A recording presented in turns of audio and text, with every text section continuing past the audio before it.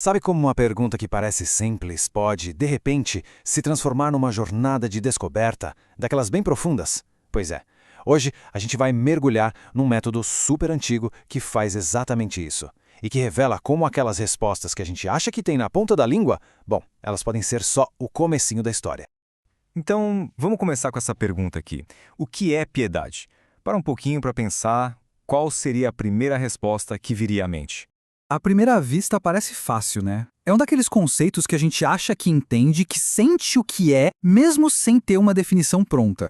Mas e se eu te disser que tem um método lá da Grécia Antiga que mostra que essa simplicidade toda é só uma ilusão? A coisa é bem mais complexa do que parece. Vamos entender como isso funciona. E tudo começa com um diálogo. De um lado tem uma pergunta, feita com uma curiosidade genuína, sabe? E do outro vem aquela resposta cheia de certeza, baseada no que todo mundo pensa, no senso comum.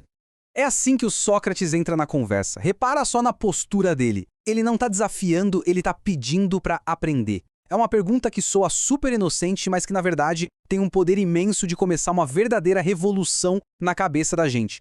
E aí vem a resposta. Rápida, confiante e que parece fazer todo o sentido do mundo. O interlocutor tem certeza absoluta de que sabe a resposta. E essa é a nossa definição inicial. Aquela crença que a gente nunca parou para questionar de verdade. Bom, é agora que a jornada começa para valer.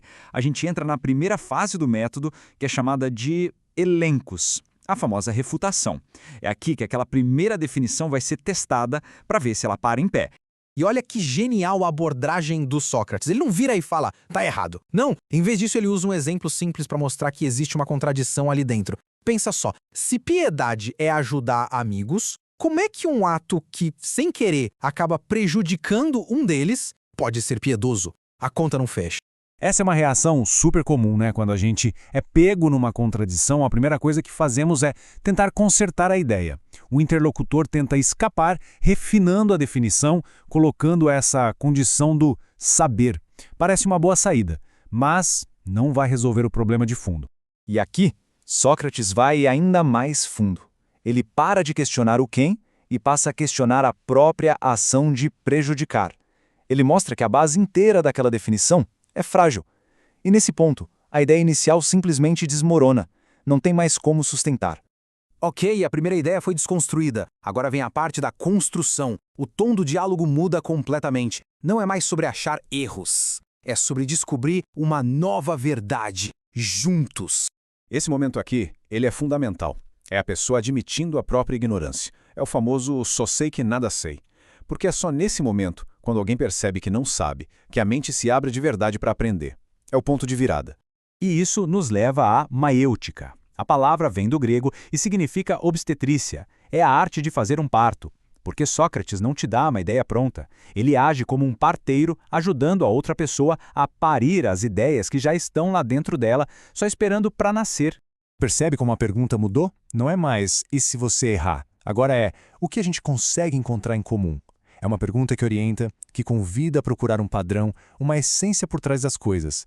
E olha só o resultado. A ideia nova, muito mais profunda, não veio do Sócrates. Ela nasceu do próprio interlocutor.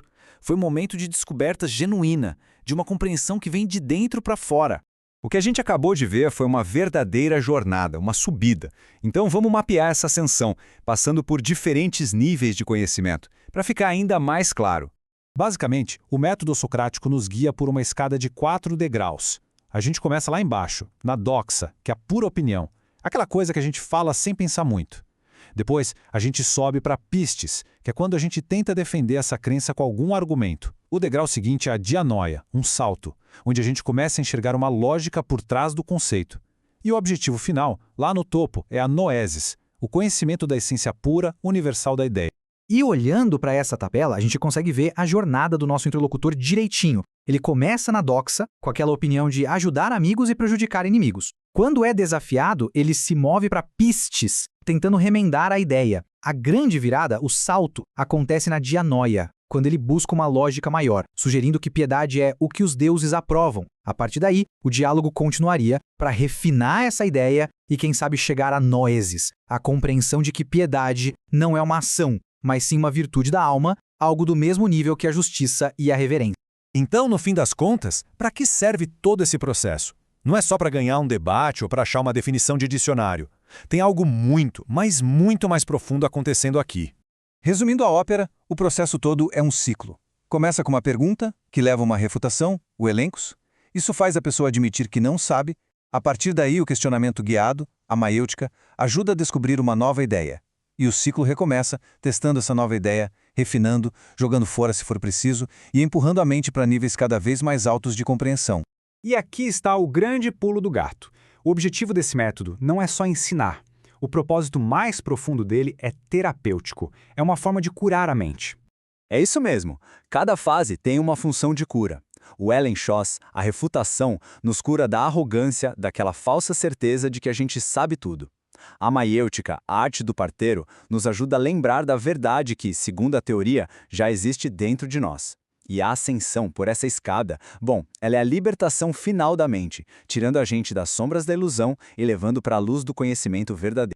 E tudo isso deixa a gente com a reflexão final, né? Hoje em dia, parece que toda conversa é um debate, uma competição para ver quem vence. Mas e se a gente mudasse o foco? E se a gente entrasse numa conversa não para provar um ponto, mas para, junto com a outra pessoa, tentar descobrir o que é verdade? Pensa só, como é que isso mudaria tudo?